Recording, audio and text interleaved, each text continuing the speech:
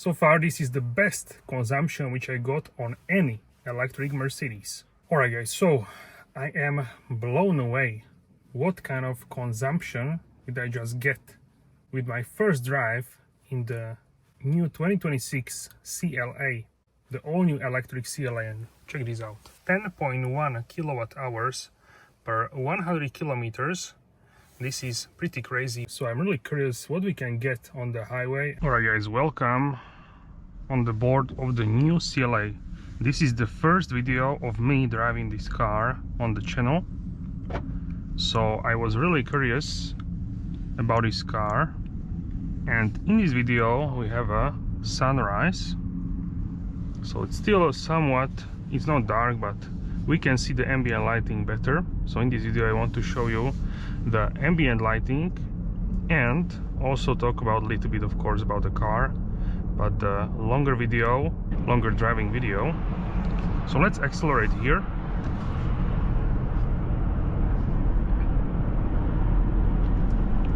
And essentially we have a zero issues with accelerating in this car. Do you know why? Because we have a 272 horsepower, which for this car is, I would say, plenty. And also we have 2-speed transmission, which is really unique for the CLA. You could only find it before in more expensive cars, let's say such as a Taycan, Porsche Taycan.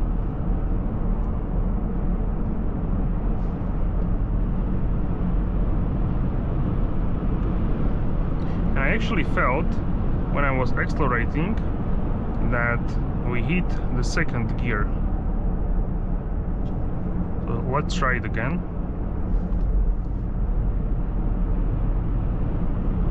Yes, around 105 kilometers I got like a feeling of second gear. Let's try it again.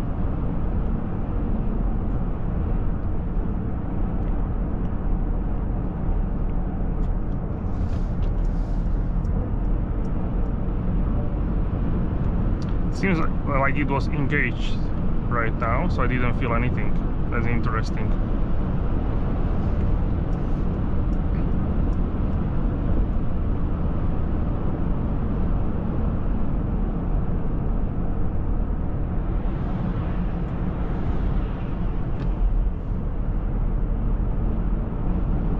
Yes, around 105 kilometers per hour it switches. You can feel like there is an interruption in the torque. So let's go ahead and drive at 110 speed for this purpose, and we can see what kind of consumption can we get. In terms of the AC, we have also minimum settings, which is interesting as well. So let's check out the ambient lighting. So here we have all new, essentially, color scheme with which you basically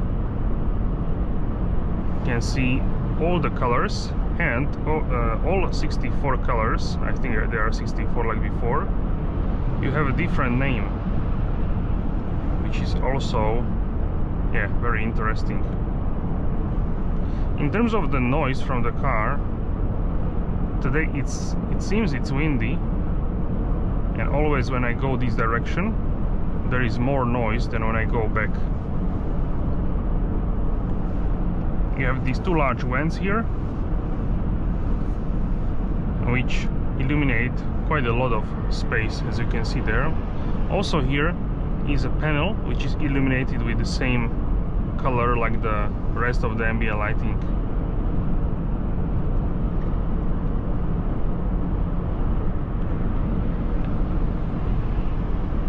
So this is like a mustard yellow. I don't even need to guess right now what is it. It's already says here warm white, which is pretty cool, so I can pick light ivory, frog green, pretty bright. Then we have bright green. You can also tap on the arrows here, which is cool. I just noticed this. Then you have tall blue. This is like a turquoise. This is what I like actually. Coral blue, dolphin blue, pale blue, light blue, steel blue, neutral blue, cobalt blue. So these are interesting colors. The pool blue will be the most visible, or full blue, one of those on each side. And then in multicolor you have an ocean blue, which also nicely illuminates. Also here in the central tunnel, central console, here you have ambient stripes. Then we have Miami Rose, which is this sort of blue and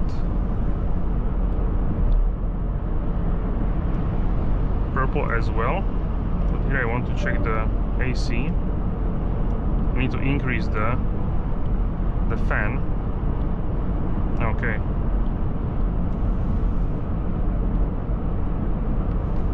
Then we have the Malibu Sunset. This color scheme is already switched on. Yeah, just Mercedes assistance. So we can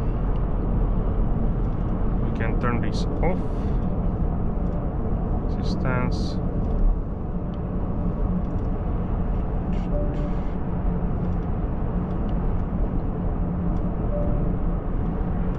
Okay. And also it seems that when you check the screen during drive, it tells you to stay alert, so it monitors your eyes from the cameras. And then you have burning blue, which is like this color scheme is already switched on. Yeah, I just need to turn this off, otherwise I'm not able to speak.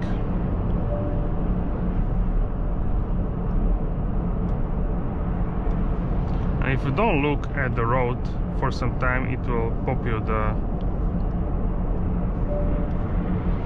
alert, so you cannot even look here during drive for longer time, which makes sense.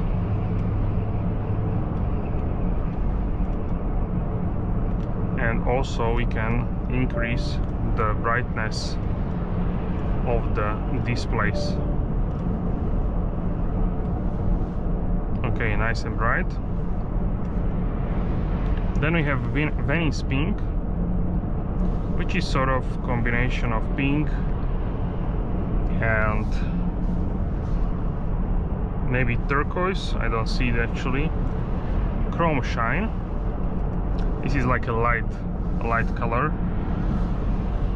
Maybe the display is too bright right now. Then we have the Red Moon. So this one is blue and also red. Then we have a Jungle Green, which is like a turquoise and green. Ultramarine, like a blue and purple. Then Fresh Cyan,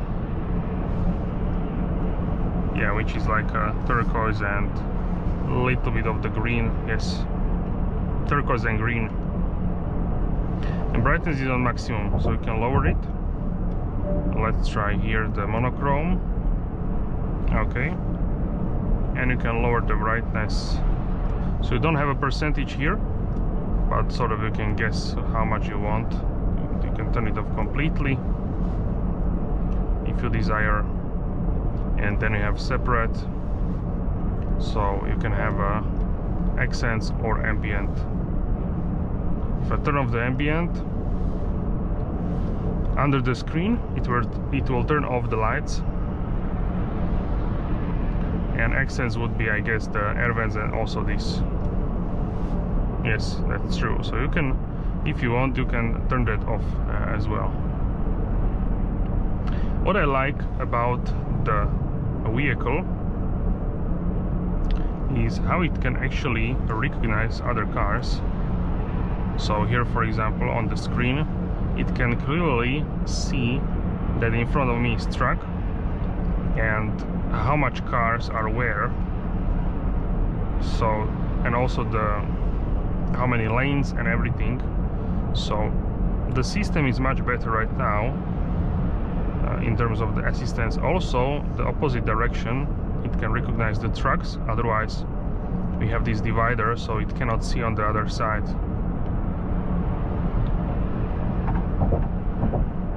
But yeah, it can recognize trucks. Yes, that's pretty cool. When I saw the car they presented it with the red instrument cluster, so I thought that the red one is like always there, but I believe it's only, but the red one is only in the sport mode. So if we change dynamic select to sport, then you have a sport, the sport mode. Okay, so it doesn't depend on this. Then we have eco and individual. So maybe it's because of the AMG line, I'm not actually sure. Drive you can have eco, sport, and suspension we don't have adjustable actually, but the suspension in this car is pretty excellent, I would even say. It's the damping is pretty soft, so I would even say that it exceeded my expectations, the suspension here. And in terms of the pure power, I think this is enough, this amount of the power, because really what kind of power do you really need? Only what I would think right now, because we have two versions, 250 plus and 350 4MATIC, is if you are driving on the snow often during winter, because essentially if you go to like a ski resort or if you live in the snow area, then it will be a little bit difficult with the rear-wheel drive. So with the 4MATIC all-wheel drive it will be much easier on the snow. Otherwise, just based on the performance of this, I think this is plenty of speed. 6.7 to 100 kilometers per hour or so, it's absolutely enough in terms of the pure performance. And because it is electric, it can pick up speed instantly. You don't need to wait for RPMs or anything. So also this contributes to power. How much power do you actually need? In terms of the navigation, here we have a Mercedes navigation, but it is based from the data on the Google Maps, and so far it seems pretty responsive actually.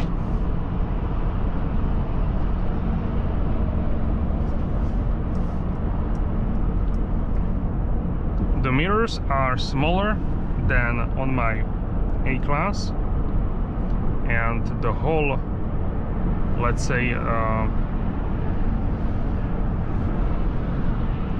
whole sitting position is also different than in the A-Class or CLA previous generation. So you are sitting higher up, and that's, I would say, because we have a battery pack in the vehicle. What I also love about this car is how it can coast. It feels like there is no resistance at all when you let it roll, which is kind of incredible in my opinion. I didn't feel this in any other Mercedes. It even feels better than if you have a manual transmission in combustion car and you put it in the neutral and you just coast. This is even better. So my preferred, let's say, way between strong recuperation, normal recuperation, and no recuperation, so sailing, mine for sure. Wow, okay, Lamborghini Urus. So Yes, my favorite is definitely D+, which is no recuperation, because then you can sail and sail and sail, and when you are sailing you also lower the consumption. So for the time being, when we drove the car in this video, we got 13.3 kilowatt hours per 100 kilometers, which I think is pretty good for the consumption and next level EV technology. We'll also test higher speeds, or we already tested, depending which video will go first. I would even say that speed doesn't matter as much in this car because of the 2-speed transmission. It really can help lower that consumption with the second electric gear. And the car feels really stable and pleasant on the road.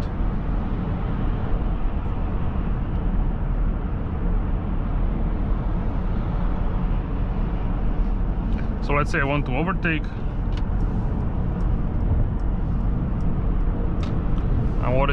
I'm already at the speed limit. So overtaking and everything pretty easy. Of course, from the lower speeds it's even easier, like from the standstill or in the city, forget about any problems.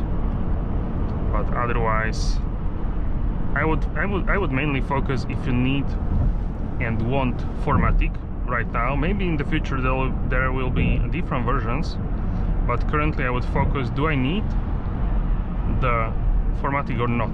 That's essentially what I would consider, because this is plenty of speed. The 350, of course, it's even faster, like 4.9 seconds to 100 kilometers per hour, so that's even better. It has this sort of luxurious feeling to it, so you feel like you are in a much more expensive vehicle, really driving wise. In terms of the interior squeaking noises, I didn't hear a single noise from the squeaking or anything, so that is really pleasant. And yeah, you must see this sunroof, or is it even sunroof? It's a hollow roof, it's glass roof maybe. From the driver view, you don't really see it. So the glass roof is really impressive, I would say. You can see it on the camera. And from the driver view you don't see it that much, but for the other passengers in the car will be pleasantly surprised. And now we actually arrived in the city and we have a lower consumption than we had. It instantly lowers.